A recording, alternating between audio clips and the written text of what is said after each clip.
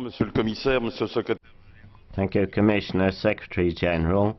I've just been on a study and information visit to Mali on behalf of the ACP EU Joint Assembly, and can I make certain points as a result? Obviously, a great deal of progress has been made following the French intervention, but a fair amount of uncertainty, risk and threat still prevail. The initiative of the French government deserves our full backing. Il faut bien admettre.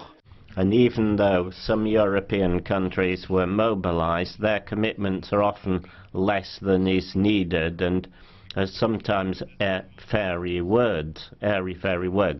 And our analysis would make us urgently plead for the material, logistical and military contribution to be up to the scale of France's intervention and the war there in the north of Mali, which is a war going well beyond the borders of Mali. It involves us all directly, and we cannot leave France alone with this challenge. Qui vont d'ailleurs à contre-courant d'un ressenti souvent approximatif. And this mission obviously makes us face the following facts. Firstly, the cause of the Mali conflict was not in Mali, not among the Tuaregs, but among other movements and groups that have operated for their own specific interests, pulling their own strings, terrorism being a global threat, and Algerian terrorism too. And secondly, we cannot underplay the specialist in Sanogo, the head of the Military and Reform and Security Committee, is still worrying.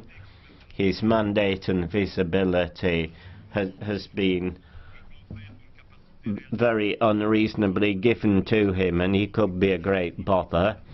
His contacts with the military hierarchy that he's speaking on behalf of, and the international community ought to help with the restructuring of the army, which is vital. Thirdly, turning MISMA into a UN peacekeeping support force will never be accepted as long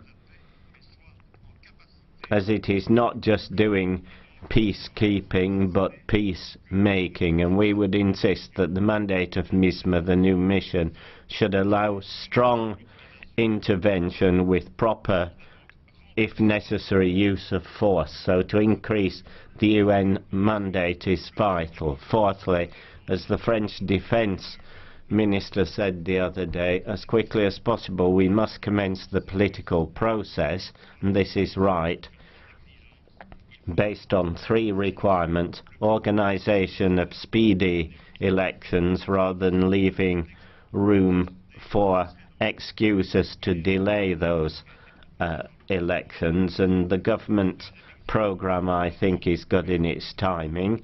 Secondly, the Dialogue and Reconciliation Committee, I agree, if that is to have any clout, it's inclusive. And the third requirement that hasn't come up is the imperious need to involve the countries in the region. You would not be able to stabilize Mali without including in the process all countries in that region. And finally, I do agree with others that Europe ought to be able to speak and act with one force, one voice, with the possibility of having a European force that can intervene in these cases. Mrs. Kiel-Nielsen.